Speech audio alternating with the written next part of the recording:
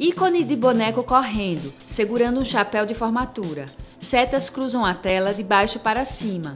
Uma sequência de imagens aparecem, onde o boneco passa por etapas e chega à formatura. Logo é Jatec.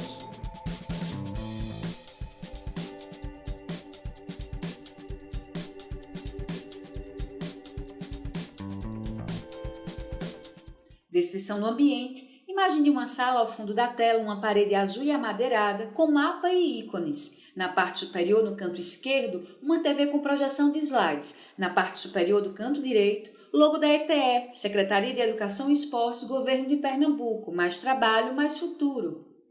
Descrição do professor. Ele é branco, está em pé à esquerda da tela, visto no plano aberto, olhos castanhos, usa óculos e máscara, cabelo curto, preto, veste camisa cinza, manga longa e calça preta, usa relógio no braço esquerdo e à sua frente usa um notebook, numa bancada de madeira.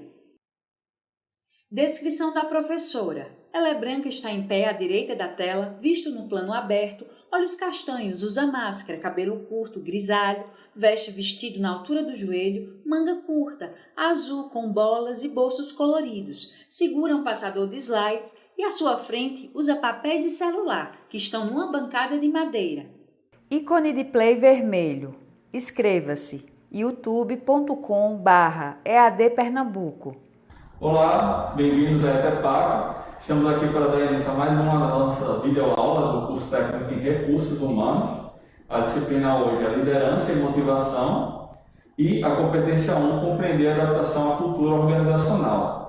Estamos aqui hoje, nós professores da ETEPAC, Danilo David e a professora Marcelina, e só uma rápida explanação sobre os nossos currículos de formação. Eu sou bacharel em administração, licenciado em pedagogia, também possuo MBA em gestão de pessoas e coaching, especialização em gestão escolar e recursos humanos e atualmente mestrado em administração. Agora a professora Marcelina ela vai se apresentar. Olá, bom dia. Antes de mais nada, eu gostaria de agradecer ao professor Danilo, que é um colega também do curso de recursos humanos, Dividimos aí competências, habilidades, para que possamos construir algo bacana para vocês. Atualmente eu sou mestranda em educação por uma universidade federal, lecionando já, vou fazer 20 anos esse ano em cursos técnicos, graduação e pós-graduação. Tenho 2 especializações, uma voltada para a área de gestão de pessoas e a outra voltada para ensino técnico, voltada também para o EJA, Educação de Jovens e Adultos.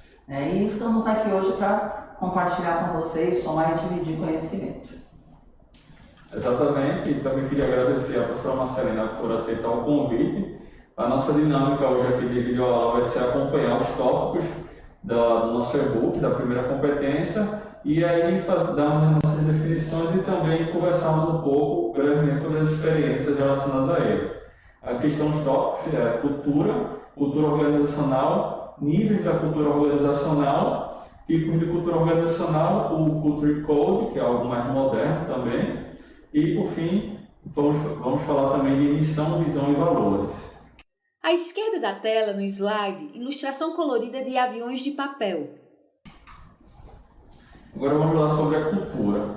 A definição de cultura, ela... No centro da tela, ilustração com fundo branco e folhagens verdes. À esquerda, um tablet que emerge com uma mão que segura uma tarja com o nome Cultura. À direita, um mapa.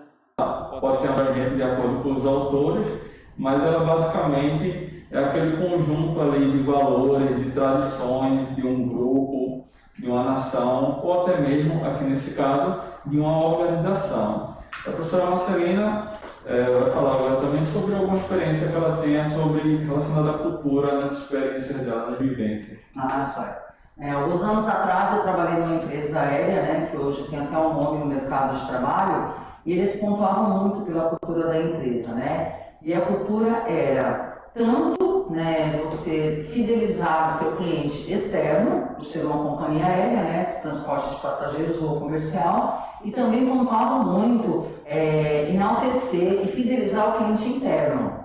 Sabe-se que hoje, mais do que nunca, somos pessoas humanas e as empresas hoje enaltecem muito isso. Nós somos patrimônios da empresa, mas no sentido humano. Nós não somos só máquinas, não somos uma embalagem. Então as empresas prezam muito por isso. E essa experiência que eu tive nessa empresa, isso foi no ano de 1996, já abriu como assim, seria o futuro. O presidente até então ele tinha uma visão de futuro, onde sabia que nós somos pessoas, né, estamos aí hoje com a tecnologia, mas sempre olhando pelo lado humano da qualidade, além da parte da cultura da empresa. Exatamente, é isso. Nós somos o capital humano das organizações, né? O principal ativo da empresa. Exatamente.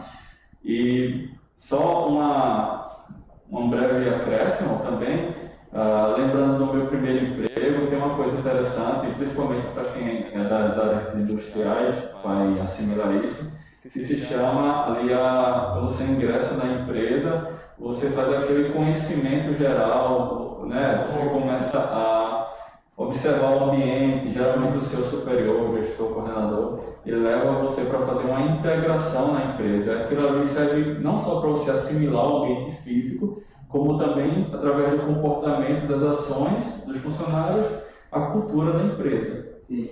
Só uma adendo também, Danilo, hoje como tudo muito globalizou e algumas coisas mudaram o nome, né? A integração agora é chamada de onboarding, ou seja, é feito um pacote para você ser muito bem recebido e já se sentir parte da equipe. Para não ficar aquela coisa, olha, sua mesa é essa, sua cadeira é essa, seu computador é esse. Então é feito um pacote hoje para que você já se sinta muito bem-vindo. Isso também está imbuído na cultura das empresas contemporâneas. Excelente.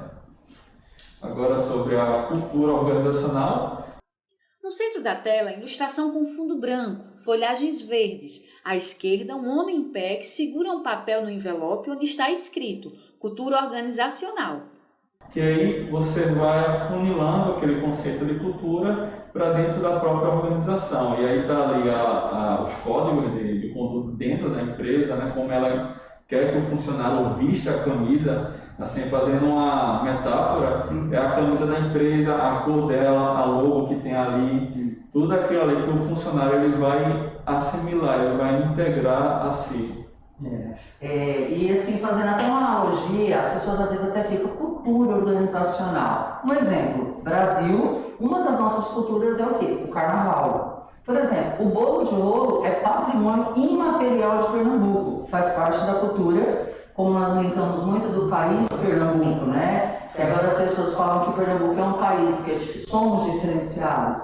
Recife é a capital do Nordeste. Então, assim, tem muita diferença, professores, né? Entre cultura de um local e cultura da empresa. Não, porque fazendo uma analogia, uma comparação, é aquilo que a empresa mais preza e que ela quer que continue sendo cada vez melhor. Só para ficar mais claro o que o professor, fazendo um adendo que o professor Danilo explicou agora. Exatamente.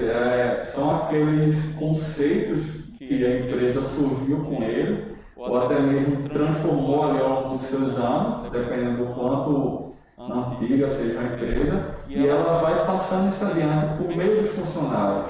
E os funcionários eles vão integrar essa cultura neles de tal forma que, inclusive, fora do ambiente profissional, eles vão agir daquela forma ali que a empresa propõe, né? Você começa até a defender e até realizar, porque não, o seu cargo, a sua profissão, a sua função na empresa. Exatamente. Agora falando sobre... No centro da tela, ilustração com fundo branco e verde. À esquerda, um homem em pé aponta para uma tarja, onde está escrito Níveis da Cultura Organizacional. À direita, uma mulher em pé observa os níveis e segura uma pasta. Os níveis da cultura organizacional, né? A cultura organizacional ela possui níveis que vão se aprofundando na empresa. E aqui temos alguns níveis que são justamente os abordados no nosso e-book, certo? A professora Marcelina tem alguma experiência envolvendo essa questão dos níveis da empresa? A empresa ela preza muito. Vocês vão ver daqui a pouquinho na próxima aula, né, nas próximas aulas, sobre uma pirâmide. Então, ela preza muito pelo quê? Desde onde ela surgiu, né, como ela foi criada, né, e ela vai mudando esse nível cultural conforme o passar do tempo. Não seria uma coisa muito engessada. Por quê? se for voltar um pouquinho na história, como vocês já viram em alguma das nossas aulas no curso de RH, de Recursos Humanos, vocês vão ver sobre a Revolução Industrial. Como era o nível de cultura organizacional naquela época e como estamos hoje.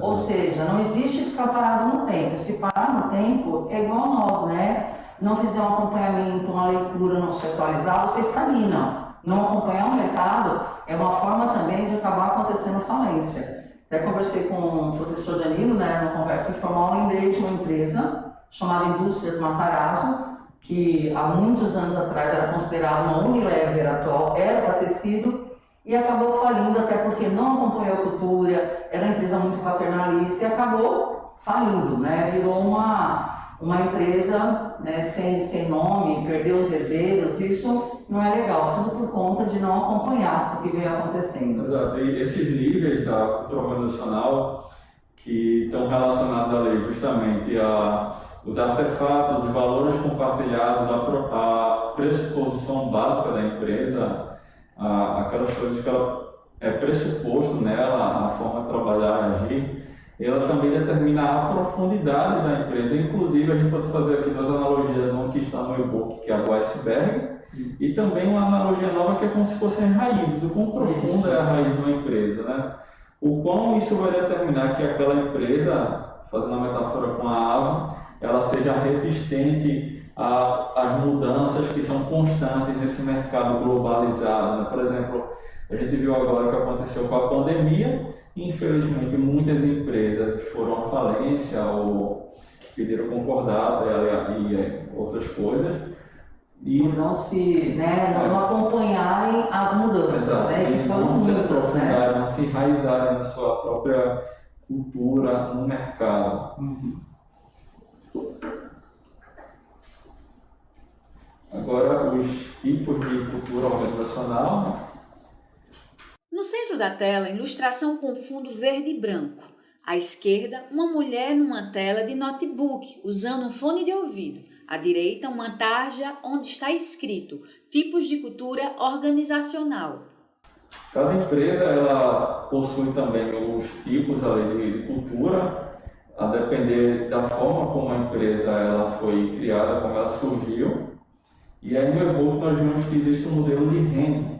E aí esse modelo de renda ele fala sobre culturas que tem ali no centro dela o poder, outras culturas que tem no centro dela a função, né, da onde vai sair da onde vem, da onde vai aquela questão do poder da empresa. Ele gira em torno de quê?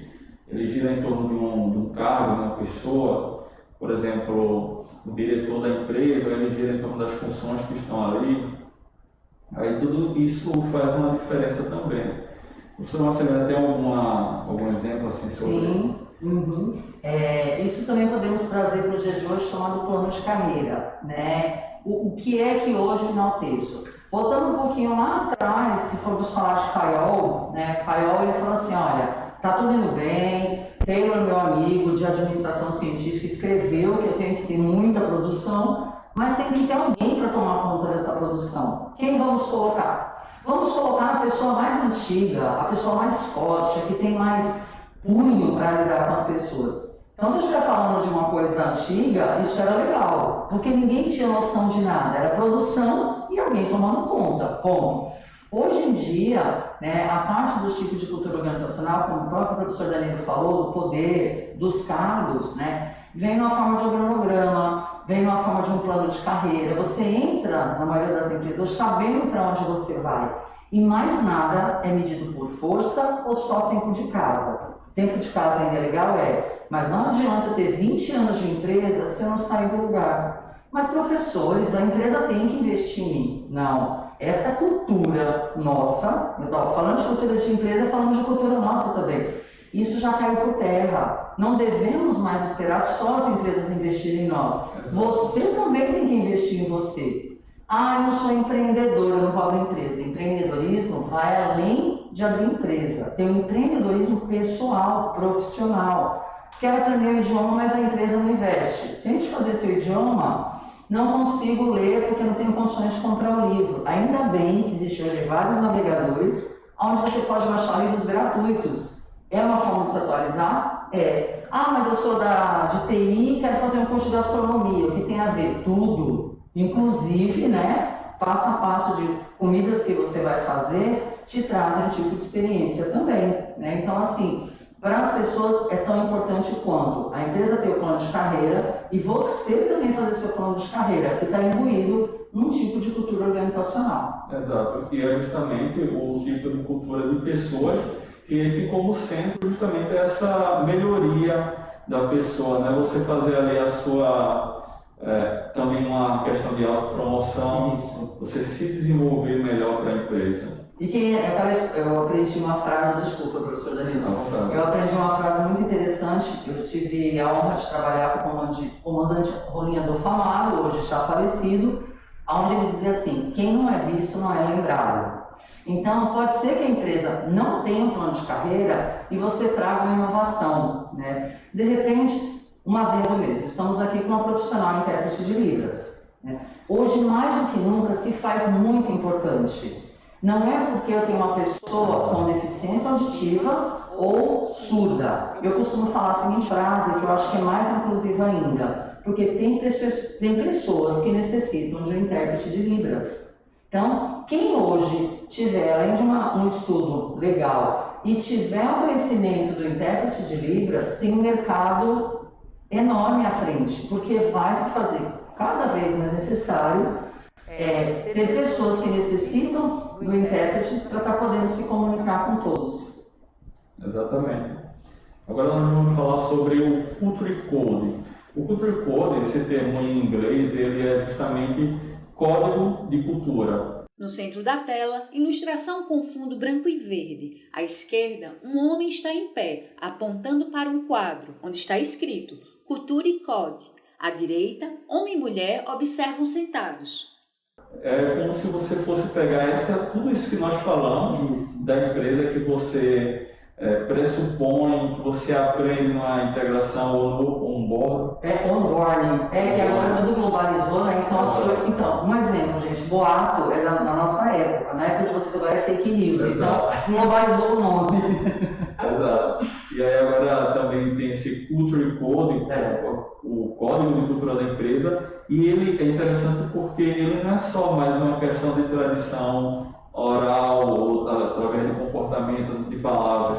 Ele é, de fato, aquela cultura ali transcrita em papel, colocada lá, numa forma de documento da empresa. A professora Marcelina vai falar um pouco também sobre o Culture Code, tá certo?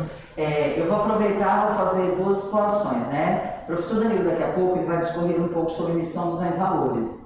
Para fazer uma situação só, né, unir o útil ao agradável, assim que ele terminar de falar sobre esses três itens, eu vou falar sobre uma empresa que é muito conhecida de vocês, chamada Natura. O quanto a Natura já preza por esse Culture Code, é assim, né, que se pronuncia, né, em inglês. É uma coisa globalizada, como o próprio Danilo falou, né, a própria cultura, né, enraizada da empresa. Assim que ele terminar de discorrer sobre esses três temas, eu já vou trazer a missão, visão e valores da Natura, e vocês vão entender, só pela missão, visão e valores deles, como ele já tem muito colocado o Culture Club da empresa. Tá? É interessante essa relação, porque é o seguinte, a gente sempre que entra numa empresa, se prestar um pouco de atenção, vai ver lá uma placa com missão, visão e valores. Essa missão, visão e valores são basicamente precursores desse Culture Code. Três ilustrações com fundo branco e verde. Da esquerda para a direita, uma tela de um celular com um homem usando um megafone, no entorno ícones de redes sociais. Acima está escrito Missão. Em seguida, uma lâmpada, onde está escrito Visão. E, por último, um ícone de pessoas vibrando com as mãos, em pé, e acima está escrito Valores. Porque foi onde começou a se imprimir aquela missão, aquela cultura, os valores da empresa de uma forma escrita lá, de fato, documentada, inclusive para que o público pudesse ver. E isso nos leva realmente a missão, visão e valores, né?